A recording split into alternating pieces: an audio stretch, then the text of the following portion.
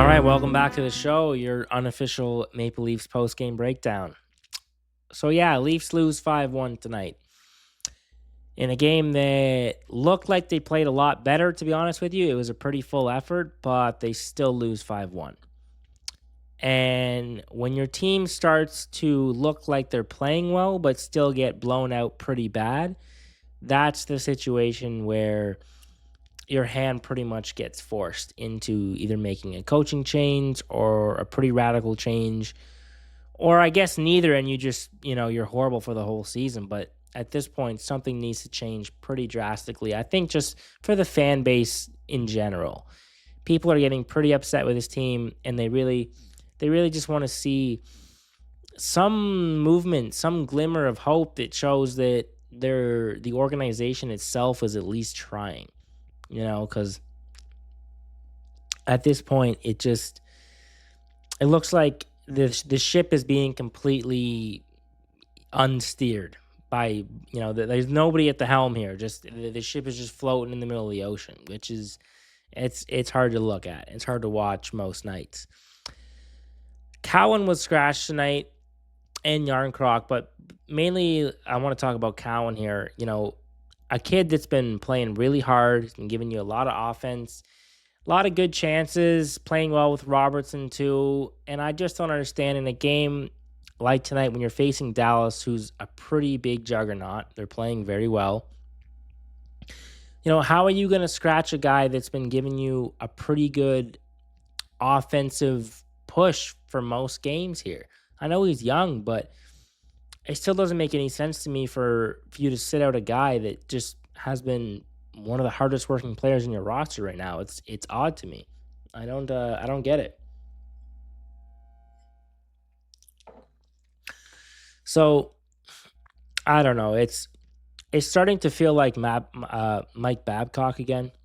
It's starting to feel like Mike Babcock is back on the bench, and there's some very illogical coaching decisions that are taking place right now with Cowan being scratched, Darren Croc out, Scott Lawton barely playing over 10 minutes now. He's a guy that has been playing great, who you could probably get a lot more out of, but just for whatever reason doesn't want to play him more. And when you start having coaching decisions that seem to be based off of mood, that seems to be the calling card for a new coach.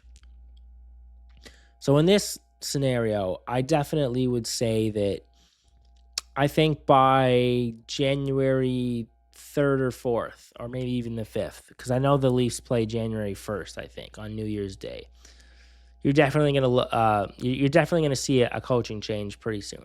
I would hope. If they don't, then I guess they're just gonna ride it out pretty much the rest of the season. Because I don't think you'd make a coaching change, anywhere after that. It wouldn't really make any sense. But yeah, I hope there's some move. I hope there's something gonna go on here because it looks awful right now at this point. Let's do a little bit of ref talk quick while I still have a bit of a voice. A lot of penalties tonight that were either non-calls or calls that were not really penalties. They said on the broadcast that it was the same crew that officiated the last game, which I thought was kind of odd. I'm not sure how often it is that the exact same, ref crew goes from game to game, but in this scenario, it seemed like they were tired of it and they wanted to kind of boost the game a little bit here and there. And then there were some makeup calls. It was just kind of bad officiating overall, I would say. Now they're allowed to have an off night here and there. It's fine. I don't mind that, but it did impact the game a little bit. I thought Hildeby was half decent. I can't blame him on too many of those calls. But it's one of those scenarios where maybe you just shouldn't be allowing those shots in general. A lot of them get tipped, and I don't blame him on a lot of those goals, but it's just like either the goalie needs to read the play a little bit better and get more positioning to get those shots, or they need to have better defense to not to make sure those shots aren't happening in general. But I don't know. I don't think if you had Wall in it tonight after that game last night that it would be any different for the most part. I still think the result pretty much would have been the same. And Yeah, that's pretty much it. I don't really have much more to say in this game. Honestly, it's a tough one to watch where you just kind of go, you throw your hands up in the air and you go, all right, like I guess this is just how the season's going to be, unfortunately. So they play Pittsburgh on Tuesday, I believe, and hopefully that's a bit of a better game. But I think that's going to be a real deciding factor in if the Leafs get a new coach within the next 2 weeks, I would say. Because if that one goes poorly too, then it's going to happen pretty quickly. If it goes okay, they might try to ride it out till the new year to see how it goes. But either way, I still think Berube's time here, or maybe even the GM's time, is pretty limited at this point because it's